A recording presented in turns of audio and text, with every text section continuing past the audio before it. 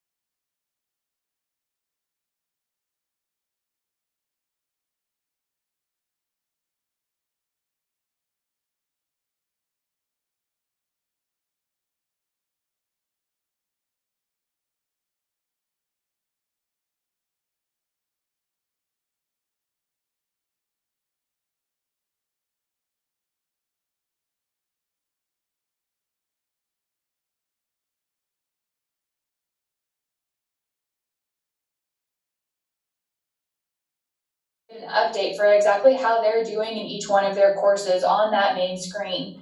There's also going to be a progress bar that lets them know how they're doing in terms of their pacing for each course. So thinking of students needing to work at a distance, really helpful as a reminder for them if they're on track, ahead, or behind. I've been a fairly poor student during quarantine, so you guys can see I'm behind in a few of my courses, but I'm on target in several. And so that color is going to change to mark my progress. If I was ahead of schedule, it would be green. Sarah, we can't see your screen. Oh gosh, I'm so sorry. Thank you. How about now? There you go. Okay, perfect. So grade updates as well as the progress updates. And those progress updates are going to go right along with the calendar that you guys as a district import into the system. As the students access one of their courses, the course is going to be set up with kind of a timeline. And again, I've been a fairly poor student, so as soon as I access this course, it's going to give me a reminder of exactly how many activities I am behind. It's going to tell me right at the top if I'm behind schedule that I've got 31 activities that are past due, and it's going to give me an estimate of about how long it'll take me to get caught up and back on track. And the nice thing for you guys is that number is going to be fairly accurate. These courses have a video instructor on the screen, and where some students can read more quickly or slowly than others, the videos are going to play at the same speed for everybody, and so that time update is going to be pretty accurate. So very important for parents and students to have those conversations with each other if they start getting behind in their coursework for, okay, what's our plan? How are we going to get back on track? The lessons themselves are going to have a video-based instructor on screen. In this lesson, you'll explore dialogue and stage directions in a play. And the goal of the instructor is never to replace what the teachers are doing in the classroom, just to mimic it best we can and try to enhance it, add to it, support it. This tree diagram shows today's lesson goals. First, you'll read from the play, The Diary of Anne Frank.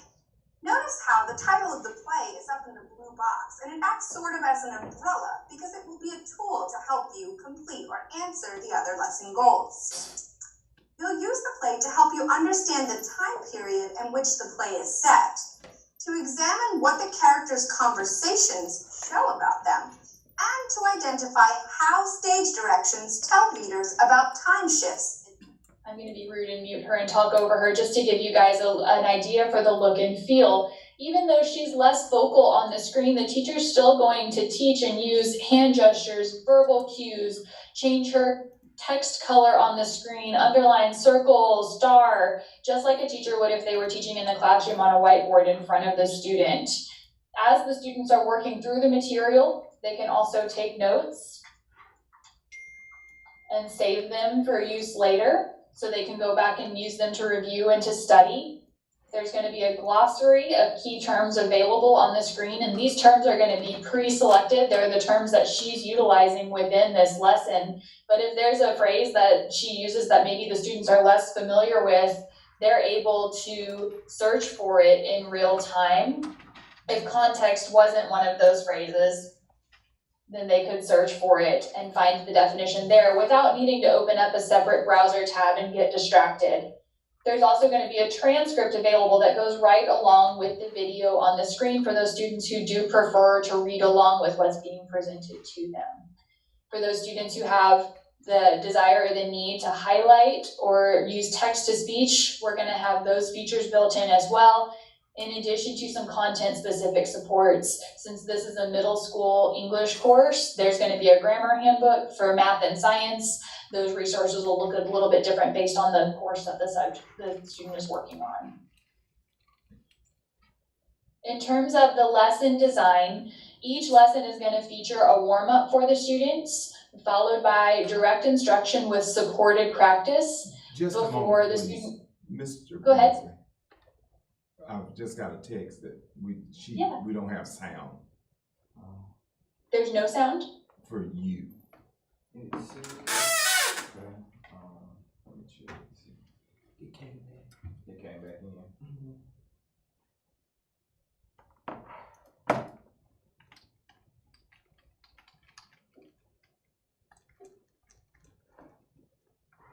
Alright, you should be good. Now, he said it came back, so it should be good now. We do have a couple people ask, could she start over though? Could you start over? I'm sorry. Sure, no, that's okay. You want me to start from the very beginning or just the beginning of the lesson? Probably very beginning. Y'all done? Very beginning? No problem. So when students first access a course within Edgenuity, they'll see each of their courses on this same main landing page, side by side. They'll get a visual feedback of their grade and their overall progress within the course. If they're on target, that little bar will be blue. If they're behind target, the pacing that the district sets, it'll be red, and if they're ahead, it'll be green. And so the students have a color code that matches up with their progress in the course, as well as an update of their overall grade. Once they access a course that they're going to work on, they'll see a reminder. If they're behind in the course, it'll give them an update of about how long it'll take them to get caught up based on the number of activities they still need to complete.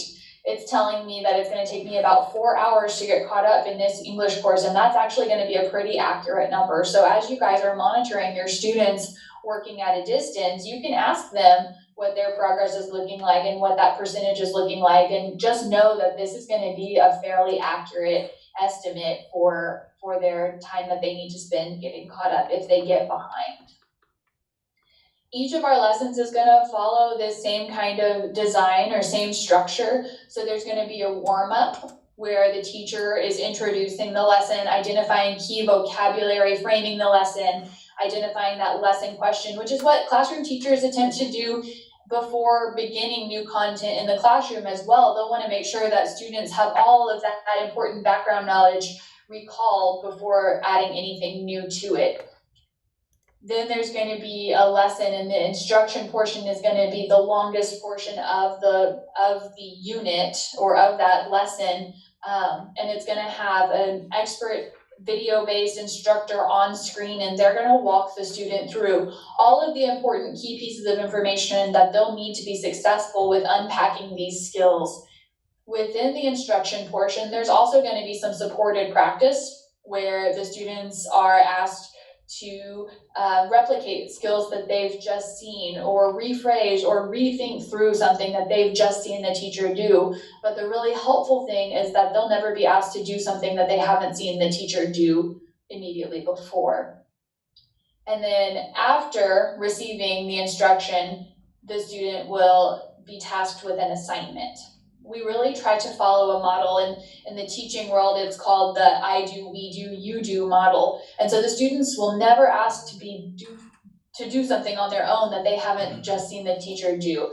By the time they get to the by the time they get to the assignment portion, they should feel very confident because they've seen it modeled, they've practiced it with teacher support, and then they'll be doing it on their own. And then finally, at the end of each lesson, the students will have a quiz, really, really helpful all along the way, that each of these assignments is going to be graded for them, and so they don't have to wait several days for teachers to return graded work to them. They'll know by the quiz, by the time it's time to take that short assessment, how they've done all along, because it's gonna give them that immediate feedback. That's one of the huge benefits of this online curriculum format. I'll hop in and give you guys that preview of the warm-up again. Let me start back at the beginning. Welcome to the lesson. In this lesson, you'll explore dialogue and stage directions in a play. This tree diagram shows today's lesson goals. First, you'll read from the play, The Diary of Anne Frank. Notice how the title of the play is up in the blue box, and it acts sort of as an umbrella because it will be a tool to help you complete or answer the other lesson goals. You'll use the play to help you understand the time period in which the play is set, to examine what the characters' conversations show about them, and to identify how stage directions tell readers about time shifts in the play. Before we begin, let's take a look at some of today's key vocabulary words.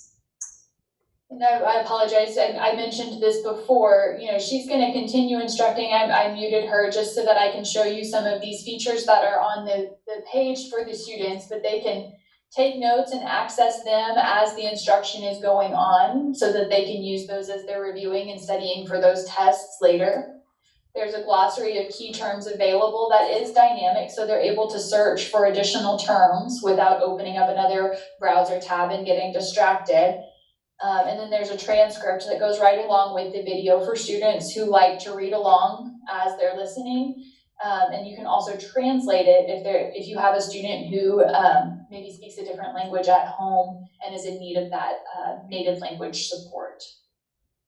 Within the same page, there's also the ability to highlight on the screen, text to speech with a speed that you can change, and some content-specific support. This is a middle school English course, so this is a middle school grammar handbook. It would look a little bit different if it was high school English, and obviously different for a math or science course.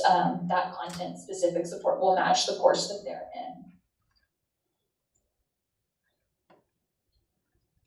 As the instructional piece goes on, and I'm going to be rude and mute her again. Notice the image of the play scene. She's going to introduce the lesson question. She's going to provide some specific examples from this play. And then as the lesson goes on, the students will be given the opportunity to practice and recall some of that information just to really check for engagement along with what the teacher is working through. I'm going to skip around a little bit so that you guys can see what some of those different screens look like. Just know that your students will need to go through each screen in its entirety to really make sure that they're receiving the full value of the lesson. Anne Frank wrote in her diary about the events in her life that occurred while she was in hiding. Put these events in order, beginning with the event that happened first. So as the lesson goes on, the teacher's going to identify some of this key background information, and then there's an interactive task where the students will drag and rearrange some information to match the timeline. If they're incorrect, then they get to try again. Connected. Think about what happened as a result of a previous event. It's not going to be an infinite number of chances.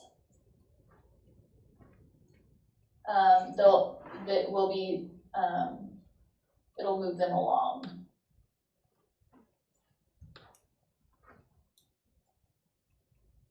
So after I've gotten it wrong twice. Historical events surrounding the life of Anne Frank allows us to better understand how her story fits into what was going on in the world at the time. It'll provide me a little bit of feedback and then allow me to move on. Again, this isn't meant to be punitive, it's just a little bit of feedback to check for understanding, make sure the students are on the right track as they work through the material. That's gonna be a similar look and feel. There's gonna be multiple means of assessment. Some of the questions on assignments will be short answer. Some of them will be multiple choice. Some of them will be multiple response where they need to check several boxes and choose all that apply. And so not all practice, not all questions within assignments are gonna look exactly the same. It'll give students lots of opportunities to make sure that they're really thinking through the material clearly. As you're monitoring your students working at a distance, it's also really helpful for parents to know that this course report feature exists. So students can access their course report and pull up how they've done in the course to date. There's also a parent portal that exists, and I apologize, I don't have personal access set up for it. But if you guys set up parent portal access, you guys can monitor your students. You can monitor multiple students within the same parent portal access. You can toggle between your kiddos if you've got several students within different grade levels. But your students can also pull their course report that tells you how long they've spent on each activity and what their overall grade was on each assignment and quiz. So really helpful thinking of how you're gonna help your students learn best. Any questions so far before I hop over to elementary? That was it. Okay. All right, I'll give a quick preview of the elementary look and feel. It's gonna be a little bit different, but very age appropriate for those younger learners. So much more colorful, much more cartoony. I have a secondary background, and so this is much more youthful than what I formerly would have taught. But your students will access folders, and I'll go back to the beginning. They'll have separate folders for their content. There will be a reading folder and a math folder. You guys will also see a science and a social studies folder here, all on this same page, and they'll be color coded a little bit differently. So your students will get used to accessing the different folders for the different material. Within each folder, if I hop into my math folder, I'll be able to see my learning pathway that's been assigned for me based on my intervention and my test scores for math and ELA, areas of growth. And then I'll be able to see any of the work that my teacher has assigned me as well. Teachers can use this for their lessons, and your teachers will decide how they want to set it up, whether it be for a unit, for a week, for a month, whatever their decision is. But as the students access, there will be this little snowflake that lets them know which one they need to work on next.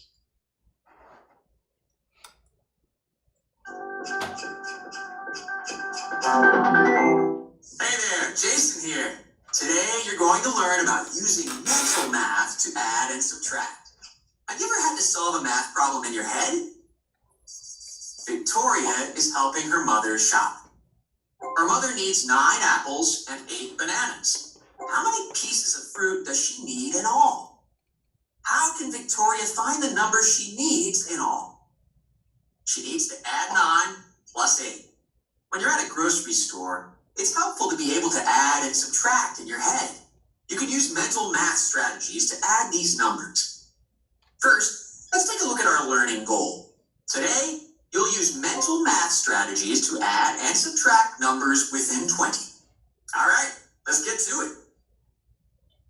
So similar to the secondary offering in terms of the direct instruction, framing the lesson, providing that learning goal, and a relevant real-life example for the content that's going to be covered in the lesson, but a very different look and feel, much more cartoony, engaging, kid-friendly for those elementary students.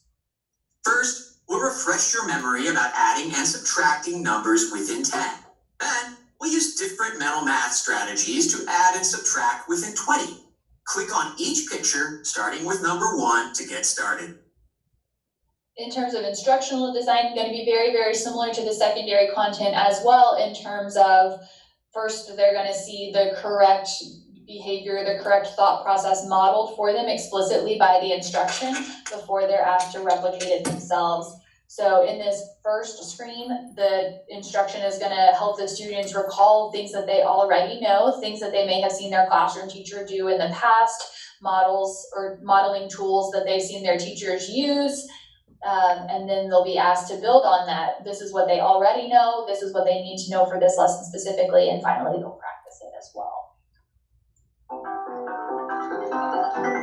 by talking about what you know. You know how to add with a 10 frame. For example, what is 6 plus 3? You can use a 10 frame and counters to find the sum. 6 yellow counters and 3 blue counters is 9 counters in all. So 6 plus 3 equals 9. Putting the counters in a 10 frame is helpful. A 10 frame has 10 spaces, so it makes it easier to see the number of counters. You also know how to use addition to solve a subtraction problem. How would you change 8 minus 5 into an addition problem? You could think 5 plus what number equals 8? 5 plus 3 equals 8. So 8 minus 5 equals 3. Ready to give it a try? Let's go. All right, I promise I won't make you guys go through the whole elementary lesson. I just wanted to give you a little sample of the look and feel so that you feel comfortable about helping your students navigate through these different course types. Were there any questions about the elementary side of things?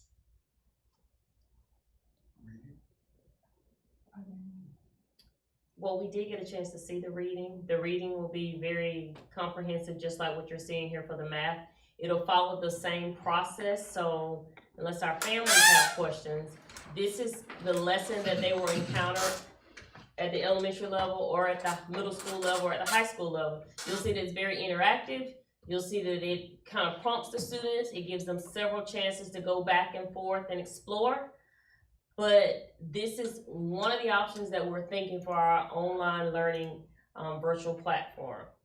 So Which is very different from what they had in March. And one of the things that you saw there was that there's this tracking piece that occurs to where if the students are not productive, the parent is allowed to see, the teacher is allowed to see, as well as the student. And that is definitely what we're going to use to, take the grade from this resource. If we go with this resource, we'll take the grade from this resource and it'll be a production of what the student contributed to the learning. Absolutely. The accountability piece. Did they have any questions, Mr. Basil? They don't have any questions pertaining to this, so to speak. They did ask, is this what all kids will see? And then they have some questions about IEP students. It just says, what about IEP students? So we are planning to get that K-12 for our students. The EIP students or the IEP students will see, you notice there they had a built-in opportunity for if a student preferred to read the information, the interactive piece was there. And of course, we'll work with our counselor and our other exceptional educators to make sure that the platform and all the available resources are detailed for them. Sarah, can you add or say something about the extra accommodations that are provided within the resource? Sure. We'll help get you guys good and trained on how to make sure that you're meeting those students' needs. I'm a former chemistry teacher and I taught several of those ESE students myself, and thinking of some of those common language or the common accommodations that we would see on those students' paperwork on their accommodations that we would need to follow. There are multiple ways to help meet that within the system, whether it be extended time, access to copies of the notes, additional retake opportunities. So we'll get you guys definitely good and trained and make sure that your students are supported. We totally understand how important it is to make sure that each learner has a level playing field, as well as, legally, those are important for the teachers to know how to follow within the system. So we'll help support you guys throughout. And we still have a legal responsibility to fulfill the IEP obligation. Nothing changes whether we're virtual or whether we're brick and mortar. We have a legal responsibility to fulfill the IEP that the parent and that the school has participated in writing of that IEP. That is a legal document, and we have a legal responsibility in fulfilling, carrying out that IEP. Nothing changes that. Nothing trumps that. So that IEP still remains in place. We have one from Ms. Plunkett. Will the elementary have printable work as well? So within the resource, there are print options there. Ms. Sarah, can you show some of that? Yeah, let me hop over. I'll have to log in as the teacher. It'll be printed by you guys for the students. But I can show you from the teacher side, and I apologize, the teacher side is less attractive. So the parent couldn't print it at home, Ms. Sarah? You could send it to them to print at home. It's not available within the student view. Okay. And we would definitely do that, make that resource available to our parents. So with several of the lessons, the majority of the lessons, there's going to be those worksheets that go right along with the lesson for the student. Some of them even have the correctly completed example first so that the student can get a clear picture of what their completed work should look like. And this will oftentimes match up right along with the manipulatives that they've seen used in that Edgenuity lesson. So really, really helpful to have that printable resource ready for you guys. It could be something that you guys printed off as a packet to go along with each unit, or sent home to each parent digitally to print out at home to go along with their online content.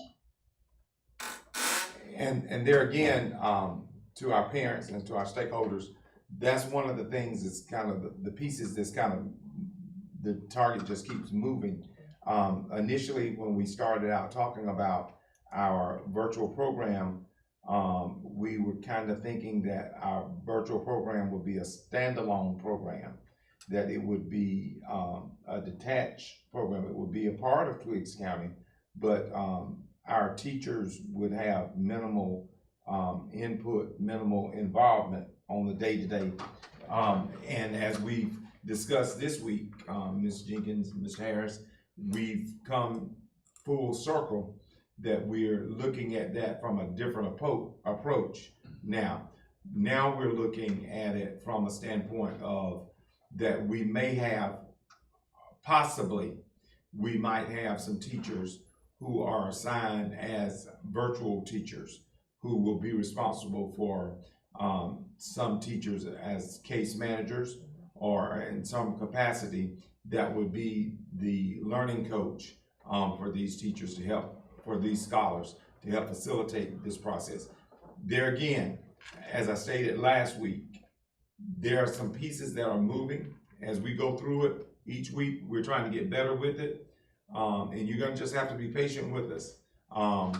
As we learn more about it, we're trying to make what we learn better and offer you the best product, because whether your child is virtual, whether your child is in the brick and mortar, eventually your child is going to return one day to the brick and mortar building, and it doesn't matter where your child is, we're still accountable for your child sooner or later when the accountability piece comes back in.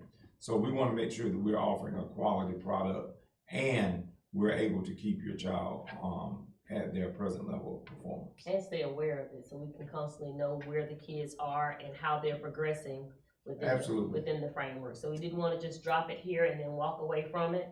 We wanted to know, because our ultimate goal is to get our kids back into the building whenever our families feel safe. And so we wanted to have clear understanding of where our kids were and how they were progressing.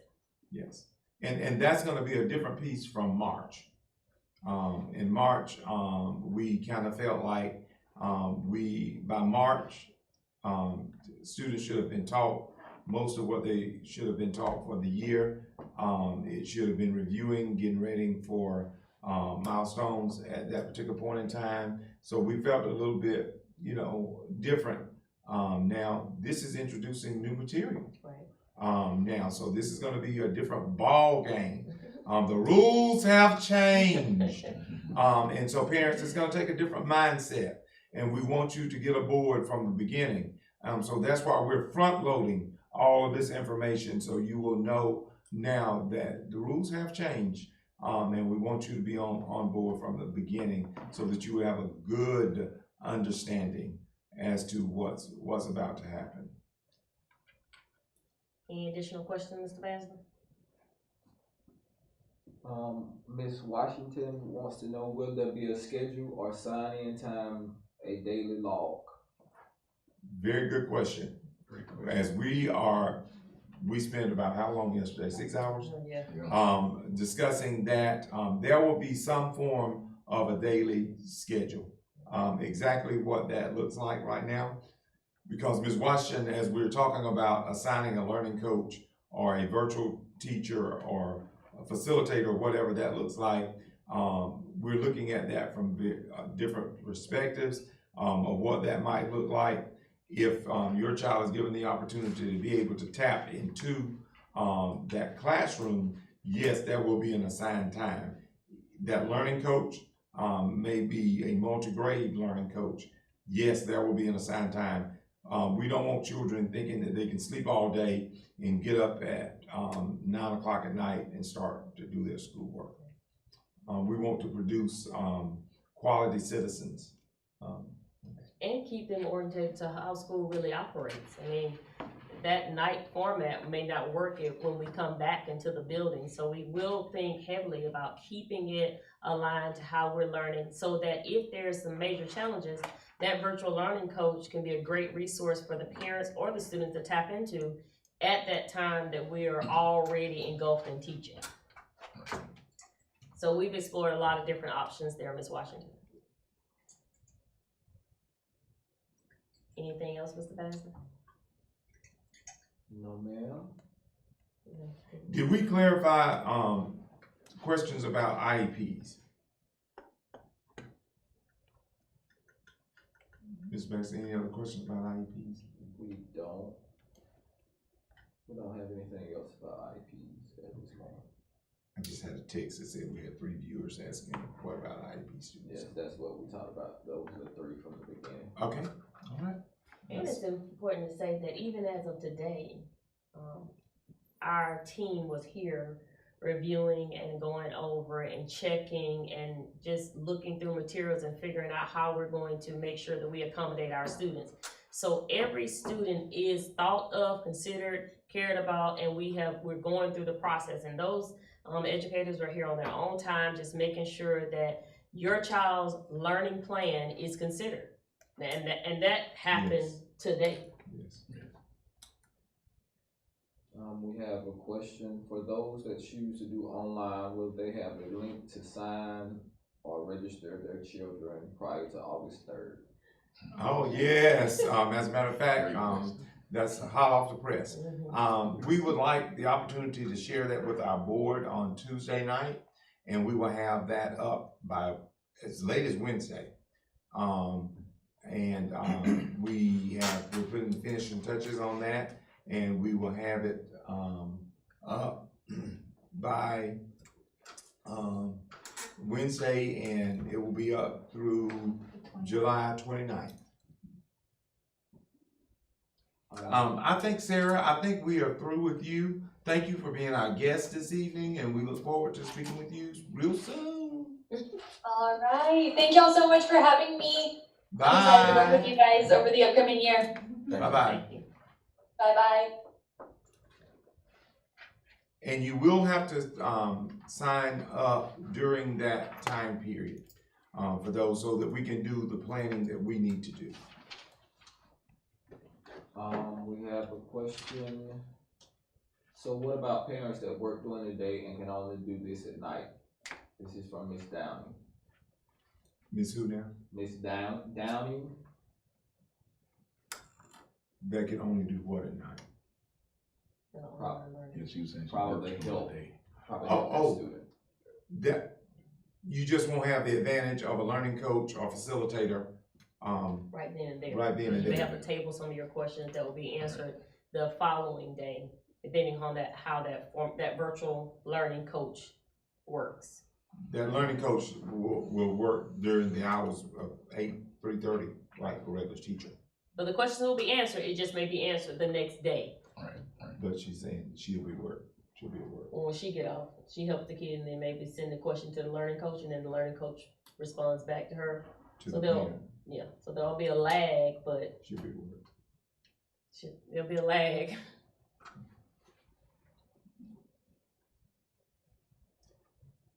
Yes, you're correct. And maybe the student can receive it. Right.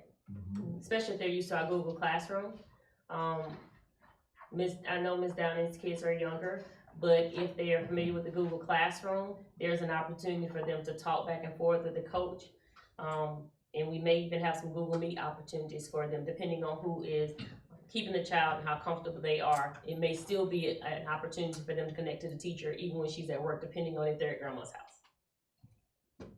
And just to reiterate, the reason for that is to try to keep the kids on the same schedule, because like we've stated, eventually hopefully we go back to the norm, and we don't want kids to get too much out of their normal school schedule.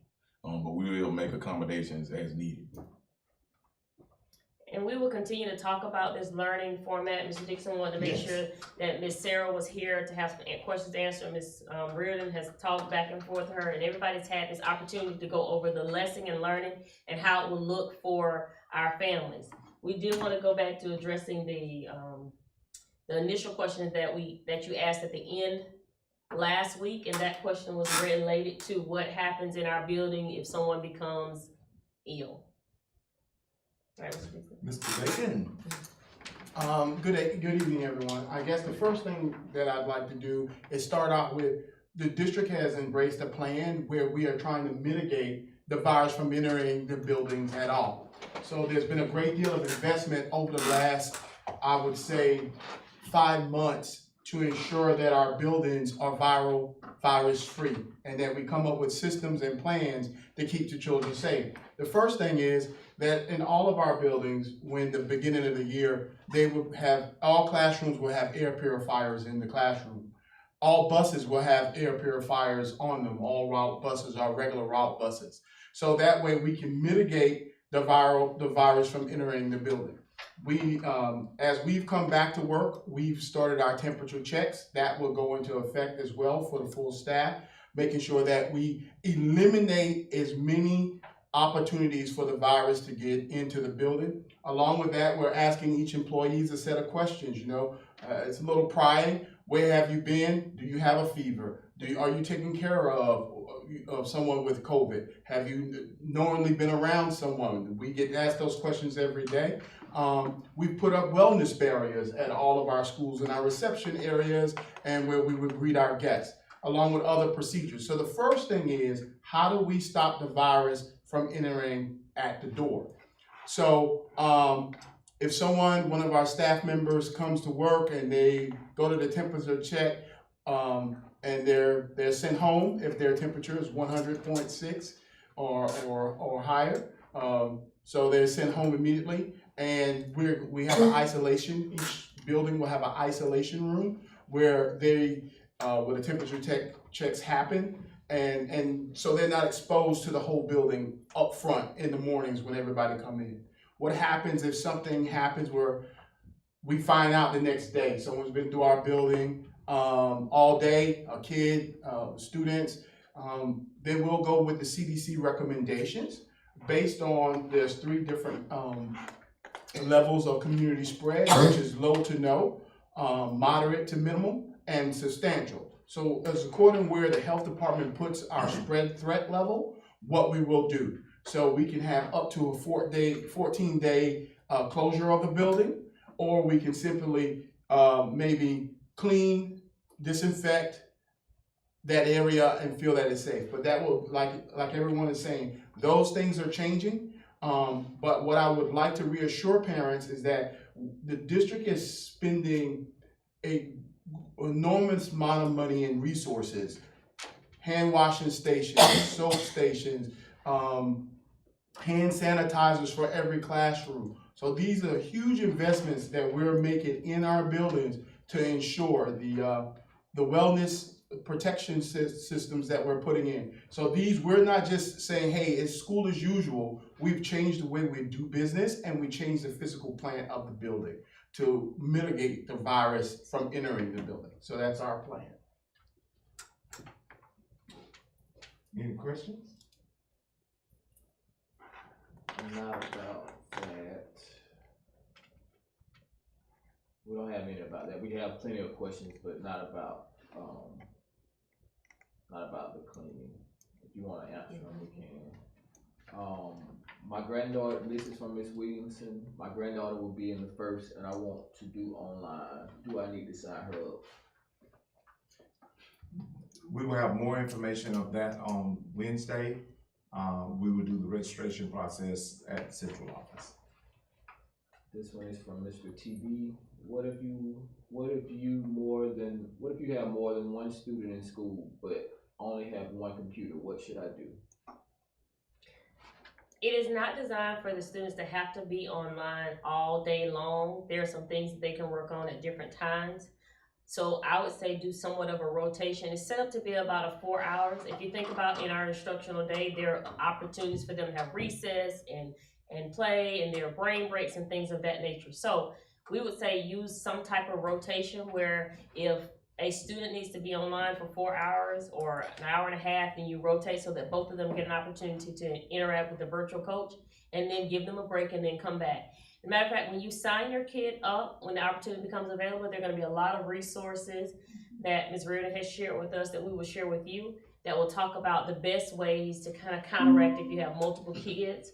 Even a sample schedule. A sample schedule will be available. If you have multiple kids that need to use the computer, there's a lot of flexibility in that, but we want all kids to be able to get on at some point during that time when that virtual coach is available.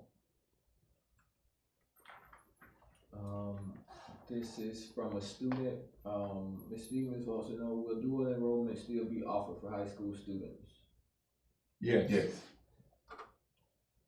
Miss Johnson Washington, will the school week be shortened in any way? School week. Well, we are taking that under advisement. What will our school day, what will our school week, and what will our school year look like? As we're going through this plan of trying to make the best decision, we're taking all of that under advisement right now.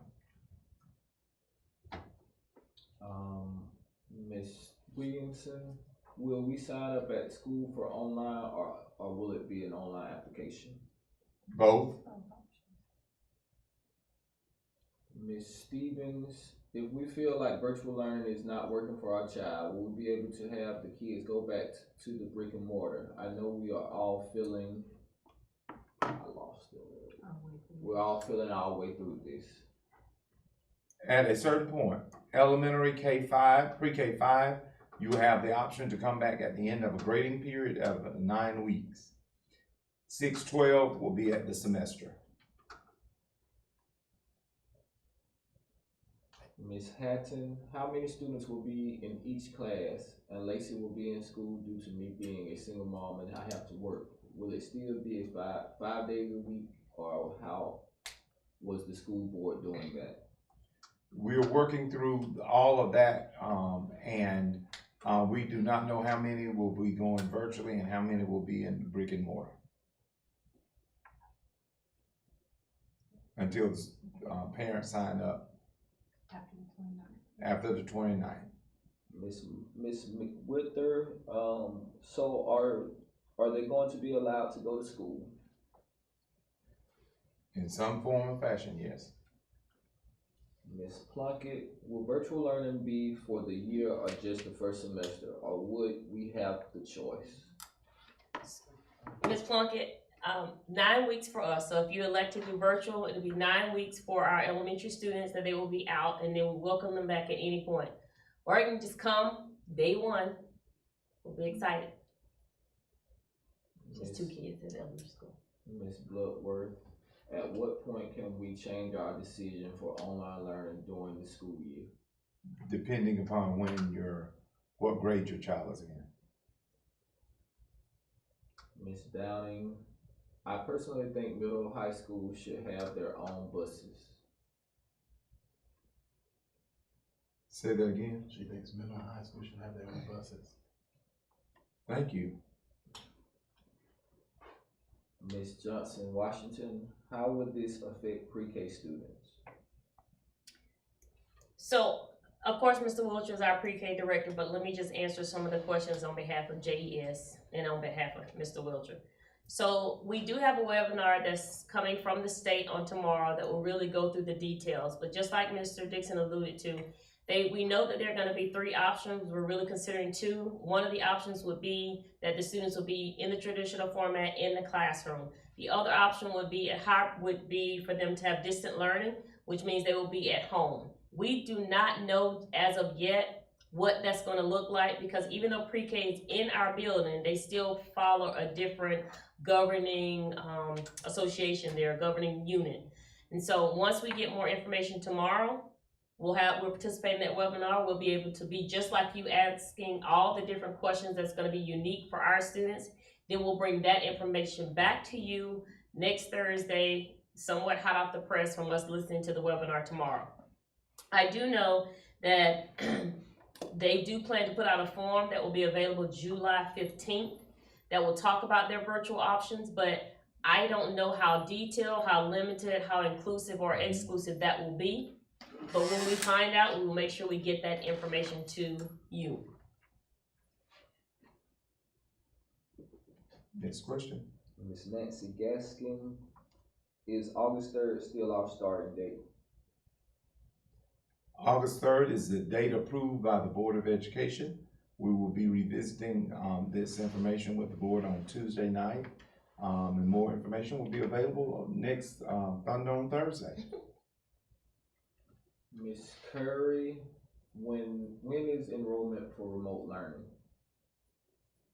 Begins Wednesday. Begins hopefully next Wednesday. That's all we have so far.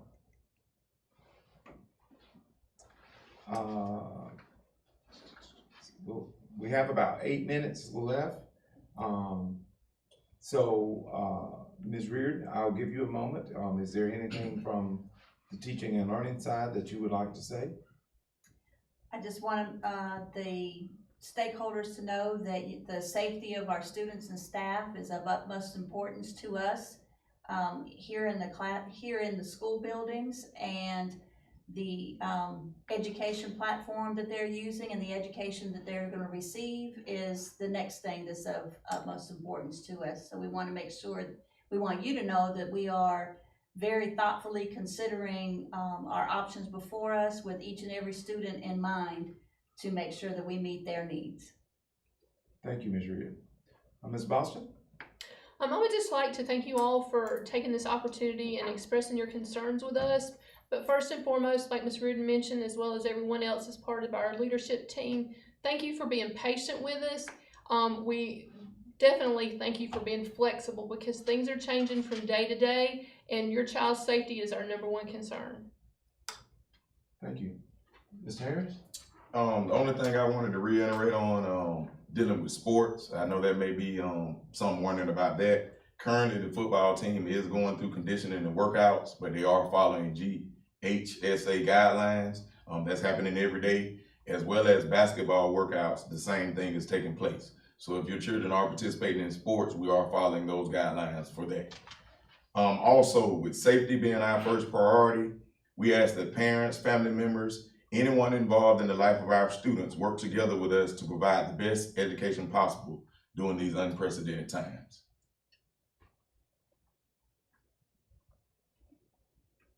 Mr. Aiken, any other? No, sir. Ms. Jenkins? I want to agree with Mr. Harris. Please make sure that while the kids are home, I know that we would normally start to buy school clothes and things of this nature, but anything that you can do to help our kids' grade level, if it's pre-K, sorting colors, all those things are going to be helpful. If it's 3rd grade, going over their multiplication multiple times, anything that you can do little, it doesn't have to even be anything major, anything that you can do to help them get ready to get back into the business of learning, we would greatly appreciate it. We still love our community, we love our students, but we want them to come back ready to learn when they come back.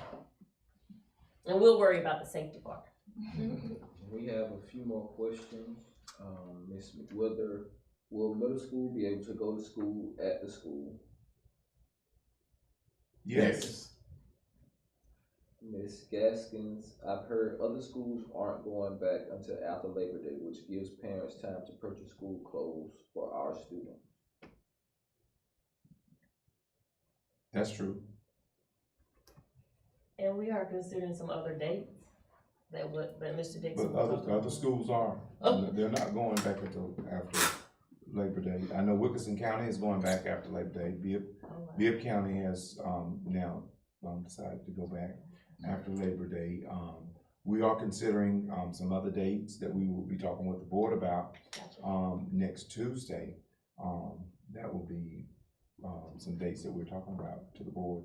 But that's something that would have to be board approved, before we can, go, any further with that. But, you are correct, Ms. Gaskins, that, some other districts are going back after Labor Day. Like we used to go to school 100 years ago. Ms. Stevens wants to know, how will CNA dual enrollment be done if we decide to go to school? Will it be virtual? That question, on our end, it will be pretty much the same, but of course, we have to get with those cohorts, of those colleges and institutions, and they haven't provided us with that information yet. But as soon as we get that information, it will be provided. Yes, and I am sure they're going through some of the same processes that we're going through, trying to figure it all out. Right. But one of the things that I know about Central Georgia Tech is that they have always had Twiggs County on their mind, and they have always gone the extra mile to make sure that we're able to afford every one of our students every opportunity to get whatever programs that they have to be offered, that they have gone every extra mile to be able to do it. So I'm very confident that they will do whatever needs to be done to make sure that we can offer this to our kids. Ms. Peavy Butler has a comment. She says, prayers to each of you during this stressful time. I Thank you. appreciate each and every Thank member you. of the staff. Thank you so much. Thank you. And that's definitely what we need, a whole lot of that. Yes, yes. Well, we really appreciate you all joining us on tonight. We will be back next Thursday at 6 p.m. On next Thursday. And if you should have questions that you think of during the week, each school are on Facebook, and they have an opportunity where you can send messages there. And we will try and research and be ready to answer those questions as well. So please do that, use that mechanism as well. Use that tool. We're here in the office now, so feel free to give us a call. But we appreciate your patience as we work through this. We will work through this together. Some of the questions that you ask us are thought-provoking. It helps us to work through this. So don't get discouraged. It's a scary time for all of us. It's a scary time for all of us. But one of the things that we know that we must do, we must educate our boys and girls of Twiggs County. And so we will do it, and we will do it well, and we will do it together. Thank you for joining us tonight, and we look forward to seeing you on next week's, on the Thursday, 6 o'clock p.m., Facebook Live.